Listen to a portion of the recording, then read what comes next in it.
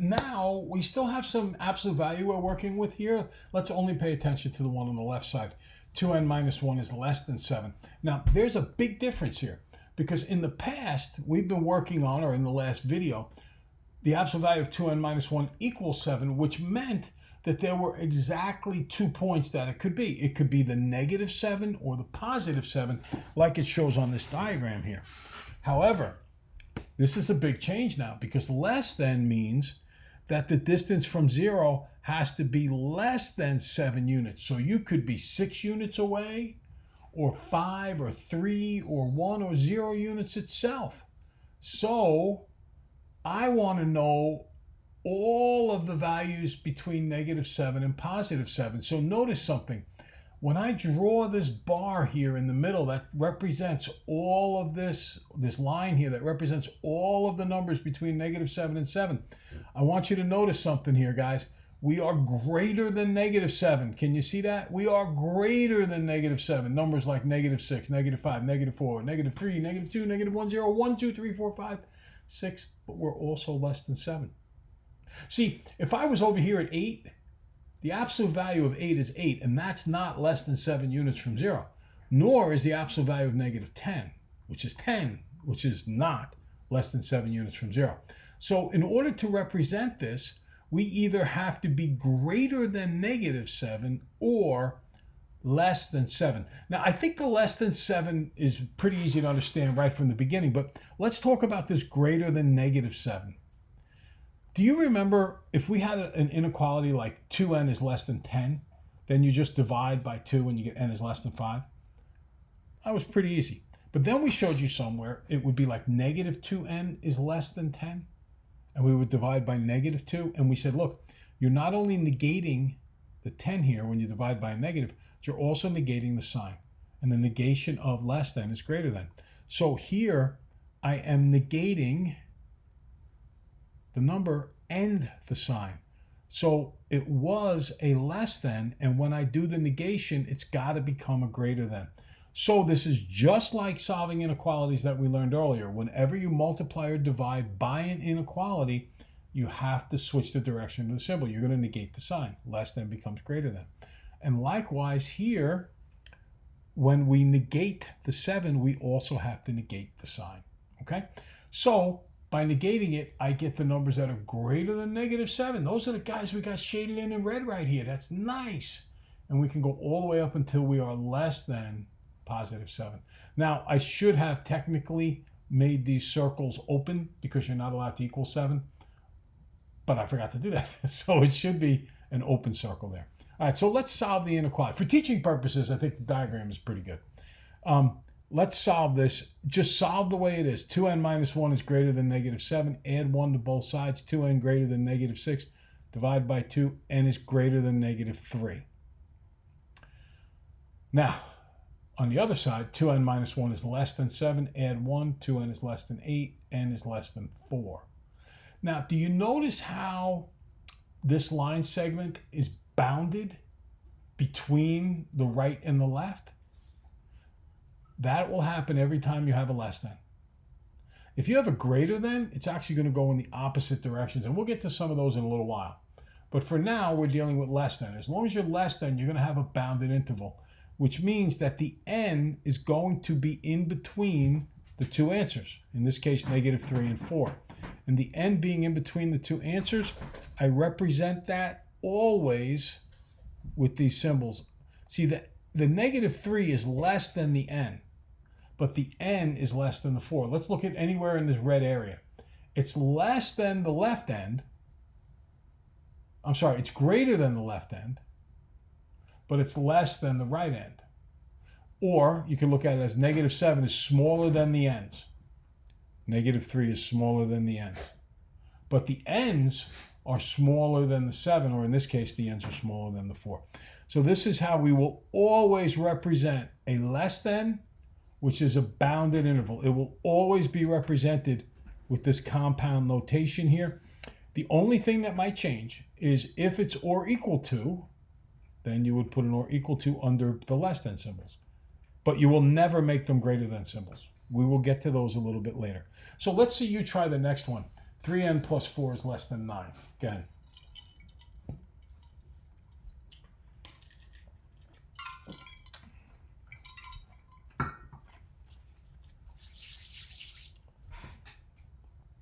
Okay, so I get 3n plus 4 is greater than negative 9. See that sign change in both cases?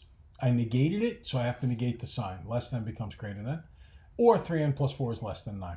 Solving each individually, negative 4 makes negative 13. Dividing by 3, I get negative 4 1/3. And over here, subtracting 4, I divide by 3, I get 5/3. So we said this inner notation here, this interval notation, that says this is the interval, the bounded interval over which it will operate. It's from negative 4 1/3 to 5/3. Okay? Let's have you try it again. Go ahead. This time it's greater than. So try it and see what you think you get out of it.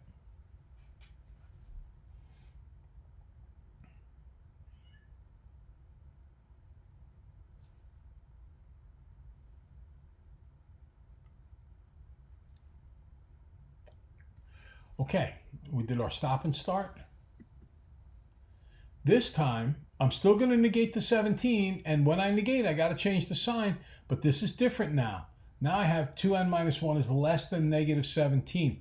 Let's go through and solve. All right, add the 1, I get negative 16. Dividing both sides by 2, I get negative 8. Now, this is interesting. It's a little different than we were working on before. N is less than negative 8. Picture that diagram of the number line we had. If you're less than negative 8, you're going out to like negative infinity. You're on the left end of that number line.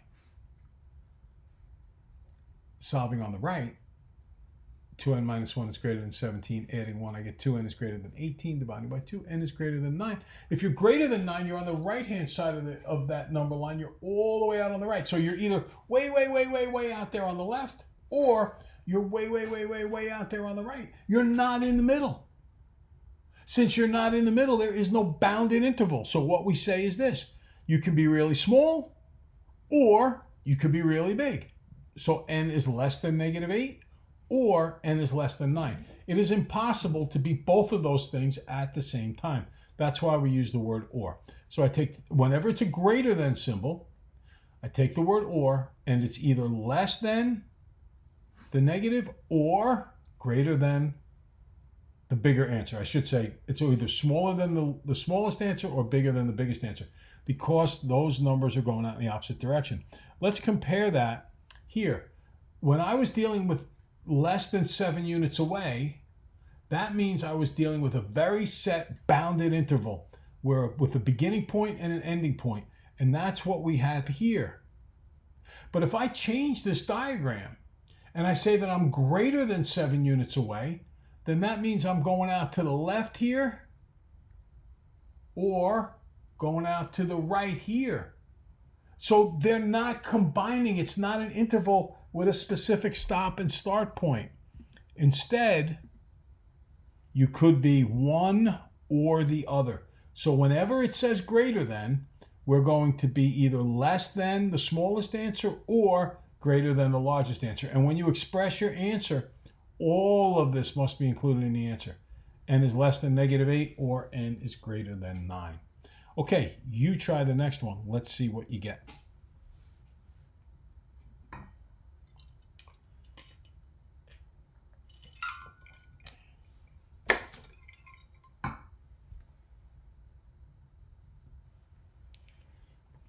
Okay, so let's check it out. We know that since we're negating the sign of the 19, we have to switch the sign. So that's your less than negative 19 or your, as it says, greater than positive 19. Just solving here, negative 4 to both sides. 3n is less than negative 23 divided by 3. N is less than negative 7 2/3. I think that's pretty straightforward. Over here, subtract 4 from both sides. 3n is greater than 15 divided by 3. N is greater than 5. So that's the other option. N is greater than 5. So I have n is less than negative 7 2/3 or n is greater than 5. Notice, greater than symbol, no bounded interval. Greater than symbol, no bounded interval. Greater than symbol, or. Greater than symbol, or. Always that way, because you're going way out to the sides. Many, many years ago, there was a band called the Bangles, and they used to sing this song called Walk Like an Egyptian. And on the video, they would go, walk like an Egyptian, and push it out to the side. So we can always think of that song. It's very hard to do, though, on screen share because you can't see your bald, 58 years young math teacher walking like an Egyptian. All right. Let's do our last slide of new material for the year. Let's see how you think you do this first one on the left. Go ahead. Keep in mind, this is a less than, okay?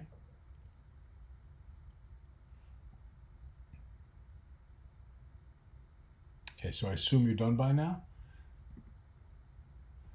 4n minus 8 could be greater than, I'm switching the sign here, see that?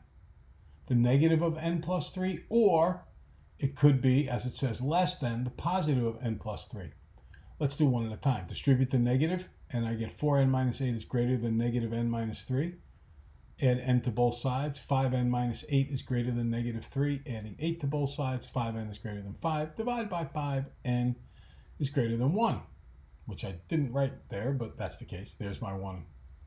Next side, adding 8 to both sides, I get 11. Subtracting the n, 3n is less than 11. Divide by 3, n is less than 11 thirds, which is also known as 3 2/3. Notice, less than, bounded interval.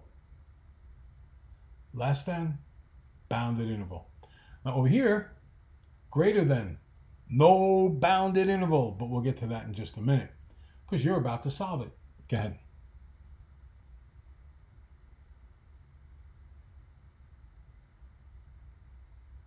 All right, let's check it out. I took the greater than, and because I negated the 5n plus 11, I negated the sign. Greater than became less than. Solving it out, adding 4 to both sides, 8n is less than negative 5n minus 7, adding 5n to both sides, 13, right? 8n and 5n make 13n. Dividing by 13n, negative 7/13. So you could be less than negative 7/13. On the other side, it's just positive 5n plus 11, so I leave it greater than. Adding 4, I get 8n is greater than 5n plus 15, subtracting 5n's from both sides. 3n is greater than 15 divided by 3n is greater than 5. So you could be less than negative 7/13, or you could be greater than 5. Greater than, and notice the symbols go in opposite directions. You can either be way, way, way out on the left or way, way, way out on the right. You cannot be a bounded interval in between. Less than, bounded interval. Greater than, no bounded interval. Okay, so we have covered absolutely positively all the new material that we are going to cover during the course of this year. I'm going to show you how to graph these in some review sheets, but that's it. Other than that, we're done. And now it's a matter of preparing for our next test, and it's a matter of preparing for our final exam. I want you to know that by and large, the overwhelming majority of the class has really dug down, and they've experienced the grind, they've worked through the grind, and they're starting to do real well. Everybody has a chance to come through and pass the class for the year. So let's really dig deep. Let's kick butt, do the very best job we possibly can over the next week because we have the test coming up. And then it's actually a little today and then the next day because we're going to take that test pretty soon. Usually I give you a whole day of pre-test and then a whole day of test. We're going to do a pre-test late for the rest of this period, okay? And then we're going to take the test in the next class because I want to save as many days for review as possible. That way, anybody who might be on the fence, if they really put forth a strong effort over the next few days, next couple of weeks or so, they can squeak their way through. All right? Have a fantastic day.